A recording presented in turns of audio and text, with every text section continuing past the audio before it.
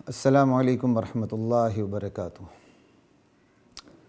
بسم اللہ الرحمن الرحیم والحمد للہ رب العالمین والصلاة والسلام علی سید المرسلین وعلی آلہ وصحبہ اجمعین ومن تبعہم بإحسان الی یوم الدین، اما بعد۔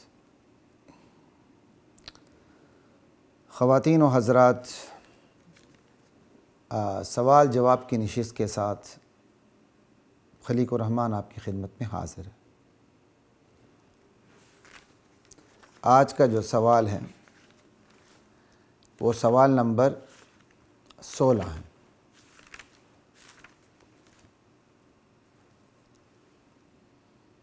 سوال یہ ہے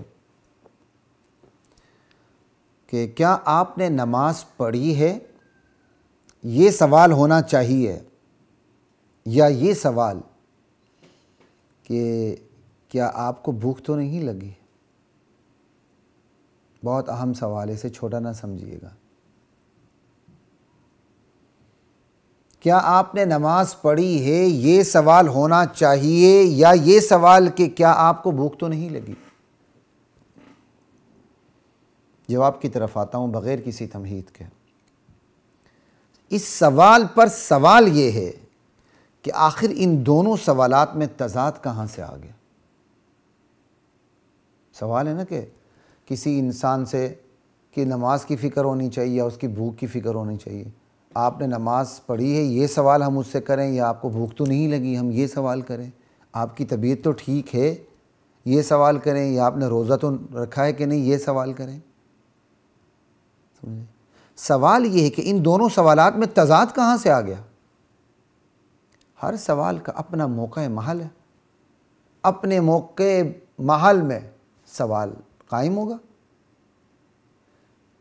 آخر وہ کون سی ذہنیت ہے جو سوالات میں مصنوعی تضاد پیدا کرتی ہے اور پھر معاشرے کے سامنے سوال کو رکھ دیتی ہے، پھر اپنے الفاظ کے چناؤ اور کلام کے اسلوب سے ایک بدترین جواب دیتی ہے، اور پھر معاشرے کے بے شعور لوگ اسے دڑا دڑ سوشل میڈیا پہ شیئر کرنے لگتے ہیں۔ چونکہ اسی قسم کی میں نے ملتی جلتی ایک ویڈیو سنی تھی ایک خاتون کی، تو میں نے کہا کہ چلیں کہ خود سوال قائم کر کے کچھ تھوڑی سی چیزیں واضح کر دی جائیں آپ لوگوں کو، تاکہ آپ سوشل میڈیا کے اندر جو شیطانیاں ہیں، دجل و فریب ہے، مکر ہے، دھوکے ہیں، ان سے آپ بچیں۔ یہ سوال ہم نے اسی لیے قائم کیا کہ یہ سوال قائم کر کے ہم اس کا جواب دیں اور تھوڑا سا شعور دینے کی ہم کوشش کریں کہ سوشل میڈیا کے اوپر ہم ہر بات کو شیئر کرتے نہ پھریں، ہر ایک کی بات پہ ایمان نہ لائیں۔ اب دیکھو نا، بڑا سیدھی سی بات ہے کہ آپ نے نماز پڑھی ہے، ہم یہ سوال کریں، یا یہ سوال کہ کیا آپ کو بھوک تو نہیں لگی؟ تو جواب یہ سوال پہ سوال یہ ہے کہ ان دونوں سوالات میں تضاد کہاں سے آ گیا؟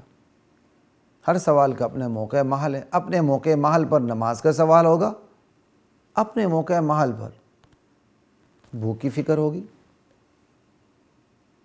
نماز کا وقت نکلا جا رہا ہے، نماز کا وقت فوت ہو رہا ہے، تو آپ کو سب سے پہلے مسلمانوں کی نماز کی فکر ہوگی۔ آپ کا دوست ہے، آپ کا ملازم ہے، آپ کا بھائی ہے، راہگیر ہے، تھوڑی بہت آپ کی اس سے بات چیت ہوئی ہے، تو آپ کو اس کی نماز کی فکر ہوگی، کیونکہ نماز کا وقت نکلا جا رہا ہے۔ تو آپ کو سب سے پہلے اس کے نماز کی فکر ہوگی، پھر نماز کا سوال ہوگا، نماز کی تبلیغ ہوگی، نماز کی تلقین ہوگی، نماز کی تاکید ہوگی۔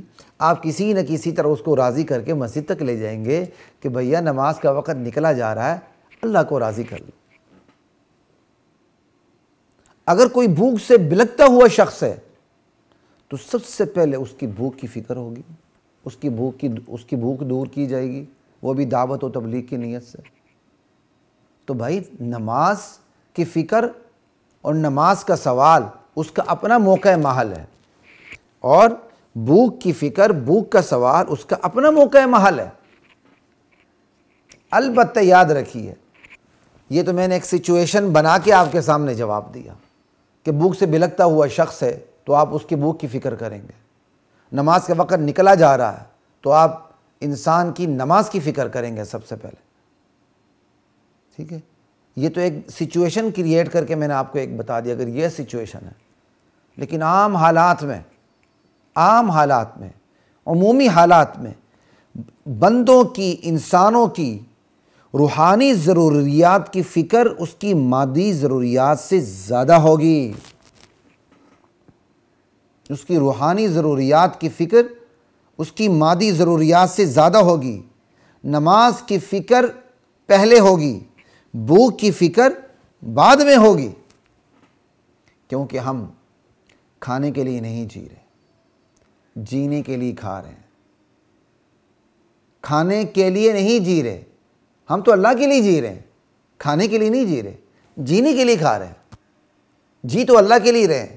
قل ان صلاتی ونسکی ومحیای ومماتی للہ رب العالمین لا شریک لہ، میرے نبی آپ کہہ دیجئے میری نماز، میری قربانی، ومحیای ومماتی، میرا جینا، میرا مرنا، للہ رب العالمین، اللہ رب العالمین کے لیے ہے، جس کی ذات و صفات میں کوئی شریک نہیں، لا شریک لہ، وبذالک امرت، مجھے اسی کا حکم دیا گیا ہے کہ میرا جینا مرنا اللہ کے لیے ہو۔ یہی وجہ ہے کہ اولین صحابہ غریب تھے اور جو امیر تھے وہ ایمان لا کے غریب ہو گئے۔ صحابہ نے پیٹ پر پتھر باندھے، نبی علیہ السلام نبی پیٹ پر پتھر باندھے، وہ تو دین کی برکات سے بعد میں پھر اتنی عمارت آئی کہ سونا چاندی رکھنے کی جگہ نہیں ملتی تھی۔ لا الہ الا اللہ۔ تو عمومی حالات میں انسانوں کی روحانی ضروریات کی فکر پہلے ہوگی، ان کی مادی ضروریات کی فکر بعد میں ہوگی۔ اگر مادی ضروریات کو روحانی ضروریات پر فوقیت حاصل ہوتی تو نبی سب سے پہلے آ کے روٹی کپڑا مکان کا بندوبست کرتا، لوگوں کو بھوک لگنے نہ دیتا، ان کے معاشی حالات کا انتظام کرتا، یوں پھر لوگوں کو دین کی طرف لاتا۔ ایسا نہیں ہوا، نبی خود نہتہ بنا کے بھیجا گیا، ہر نبی اپنے وقت میں نہتہ بنا کے بھیجا گیا۔ عمومی طور پر انبیاء کی یہی صورتحال ہے، بے وسائل بنا کے بھیجا گیا۔ اس نہتے پن میں کہا محنت کرو، اللہ کی حمایت تمہارے ساتھ ہے۔ تو نبی نے روحانی ضروریات پر محنت کی، تو روحانی ضروریات جب حاصل ہو گئیں تو اس کی برکت سے مادی ضروریات بھی پوری ہو گئیں۔ یہ ہے ترتیب۔ البتہ جو خود کو معاشی جانور کہتے ہیں، معاشرتی جانور سمجھتے ہیں، وہ سوشل اینیمل ہیں یا وہ معاشی جانور ہیں، تو پھر ان کے لیے نماز کا سوال اہم نہیں ہے، کیونکہ وہ تو کھانے کے لیے جیتے ہیں، کھانے پینے کے لیے جیتے ہیں۔ ان کے لیے پھر بھوک کا سوال زیادہ اہم ہے، ان کے لیے عقیدے کا سوال اہم نہیں، عمل کا سوال اہم نہیں، حتیٰ کہ زنا بدکاری کا سوال بھی کوئی اہم نہیں، ان کے لیے بھوک کا سوال اہم ہے۔ بلکہ نماز، عقیدے، عمل کا سوال ہی منفی ہے، ان کی ڈکشنری میں ہی نہیں یہ سوال۔ وہ لوگ جو خود کو معاشی جانور کہتے ہیں، معاشرتی جانور کہتے ہیں، ایک سوشل اینیمل اپنے آپ کو قرار دیتے ہیں۔ لا الہ الا اللہ۔ لیکن جو اللہ کے لیے جی رہے ہیں، جینے کے لیے کھا رہے ہیں، ان کے ہاں روحانی ضروریات کو فوقیت حاصل ہے مادی ضروریات کے اوپر۔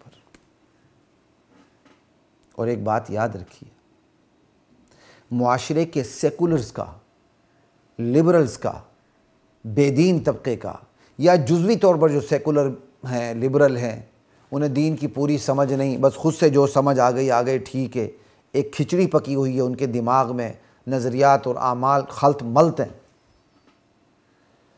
ان کا بدترین روپ یہ ہے کہ وہ اپنے الفاظ کے چناؤ سے، کلام کے اسلوب سے، اپنی تحریر میں، تقریر میں، بیانات میں مادی ضروریات کو روحانی ضروریات پر فوقیت دیتے ہیں۔ وہ پریفر کرتے ہیں مادی ضروریات کو روحانی ضروریات کے اوپر۔ کسی کی نماز کی فکر کی بجائے اس کی بھوک کی فکر کرو، قربانی کرنے کی بجائے واٹر کولر لگا دو، حج کرنے کی بجائے غریب کی بیٹی کی شادی کرا دو۔ انا للہ و انا الیہ راجعون۔ یہ الگ سوالات ہیں، یہ تو میں نے صرف آپ کو ایگزامپلز دی ہے، وگرنہ یہ ایگزامپلز بھی جو ہر جو میں نے مثال دی، نماز کی بجائے بھوک کی فکر کرو، یہ تو یہیں جواب آ رہا ہے، قربانی کی بجائے واٹر کولر لگا دو، یہ مستقل سوال ہے۔ کئی مسلمان بھدک جاتے ہیں، قربانی روحانی ضرورت ہے، واٹر کولر مادی ضرورت ہے۔ واٹر کولر کے بغیر انسان نہیں جیتا، جب واٹر کولر نہیں تھی انسان جیتا نہیں تھا۔ حج کرنے کی بجائے غریب کی بیٹی کی شادی کرا دو۔ مجھے بتائیں، اسلام میں تو شادی ہے ہی نہیں، اسلام میں تو نکاح ہے۔ نکاح کے دو بول ہیں، ایجاب و قبول، چند گواہ ہوتے ہیں، بس 2 گواہ ہیں، مسجد میں نکاح پڑھا دیں۔ کیا خرچہ ہے مجھے بتا دیں؟ بچی والوں پر تو ایک آنے کا خرچہ نہیں ہے، ایک آنے کا خرچہ نہیں ہے۔ اگر کوئی بچہ کیا کہتے ہیں جہیز کی ڈیمانڈ کرتا ہے تو اس بغیرت کو اپنی بیٹی دے ہی نہ۔ خرچہ کہاں سے آ گیا بیٹی کی شادی پر؟ بیٹی کی شادی پر تو ایک چونی کا خرچہ نہیں ہے۔ غریب حج کرنے کے بجائے غریب کی بیٹی کی شادی کرا دو۔ تو ایسے دماغوں کے اوپر شرم آنی چاہیے۔ یہ ایگزامپلز ہیں، کیا ہیں؟ مادی ضروریات کو روحانی ضروریات پر فوقیت دیتے ہیں۔ لیکن اس سے بھی بڑے افسوس کی بات یہ ہے، جب معاشرے کے لیبرل سیکولر اس قسم کے سوالات قائم کرتے ہوئے اپنے الفاظ کے چناؤ سے، کلام کے اسلوب سے اس قسم کی باتیں کرتے ہیں، تو ہمارا بے شعور طبقہ سوشل میڈیا کے اوپر ان کی تحریر کو، تقریر کو، بیان کو، سپیچ کو شیئر کرتا نظر آتا ہے۔ بہت افسوس ہوتا ہے، دھڑا دھڑ شیئر کرتے ہیں۔ پلے باندھ لیجیے اس حقیقت کو کہ مادی ضروریات پر روحانی ضروریات کو فوقیت حاصل ہے۔ لا الہ الا اللہ۔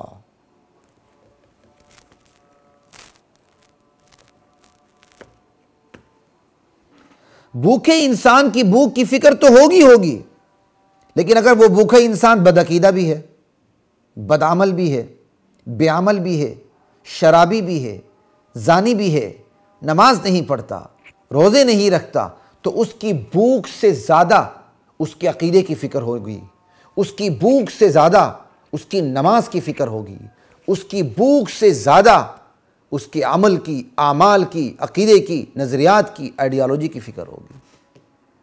جب اس کی روحانی ضروریات ٹھیک ہو جائیں گی تو مادی ضروریات کے سمت خود بخود درست ہو جائے گی۔ البتہ ایکسیپشنل کیس ہے، بھوک سے بلکتا ہوا انسان ہے، جان اس کی جا رہی ہے، تو سب سے پہلے بھائی آپ اس کو کھانا کھلا کے اس کی زندگی بچائیں گے، یہ ایکسیپشنل کیس ہے۔ لیکن ایکسیپشنل کیس کو لے کر آپ ایک قانون بنا کے کہیں نماز کی بجائے بھوک کی فکر کریں، تو ایسے دماغوں کے اوپر۔ آج یہ سوال آپ کے سامنے اس لیے رکھا کہ سوشل میڈیا کے اوپر دین کے حوالے سے بھی، دنیا کے حوالے سے تو ہے ہی ہے، سوشل میڈیا کے اوپر دین کے حوالے سے بھی ایک بدترین ایک صورتحال ہے۔ لوگ بے سمجھی کے اندر لبرلز کی سوچ کو لے رہے ہیں، سیکولرز کی سوچ کو لے رہے ہیں، گمراہ ہو رہے ہیں اور شیئر کر کے گمراہ کر رہے ہیں، اپنے لیے گناہ کما رہے ہیں۔ ان چیزوں سے بچیں، اہل علم کے ساتھ جڑے رہیں، اسی میں میری اور آپ کی نجات ہے۔ اہل علم سے جڑے رہنا یہ تو شروع دن سے ہے، لیکن آج کے سوشل میڈیا کے اندر جہاں اسمارٹ فون کی بدولت پوری دنیا ہمارے قبضے میں ہم دیکھ سکتے ہیں، تو گمراہی آتے ہوئے دیر نہیں لگتی۔ اس دنیا میں، اس گلوبل دنیا کے اندر اہل علم سے جڑے رہنے کی ضرورت پہلے سے زیادہ ہے۔ اطیعوا اللہ و اطیعوا الرسول تو ہے ہی ہے، وَأُولِي الْأَمْرِ مِنْكُمْ کو بھی اس گلوبل دنیا میں سمجھنے کی ضرورت بھی ہے، اور اس کی ضرورت پہلے سے کہیں زیادہ بڑھ چکی ہے۔ تو اپنا خیال رکھیے، اپنے ایمان کا بھی خیال رکھیے، اپنی افکار کا، اپنی اقدار کا، اپنی ویلیوز کا خیال رکھیے، اور خیال رکھ کے جیے۔ سب سے پہلے اپنے اعمال کے، اپنے عقیدے کی فکر کریں، بعد میں اپنی بھوک وغیرہ کی فکر کریں۔ خلیق الرحمن کو اجازت دیجیے۔ السلام علیکم ورحمۃ اللہ وبرکاتہ۔ وَلَقَدْ أَنزَلْنَا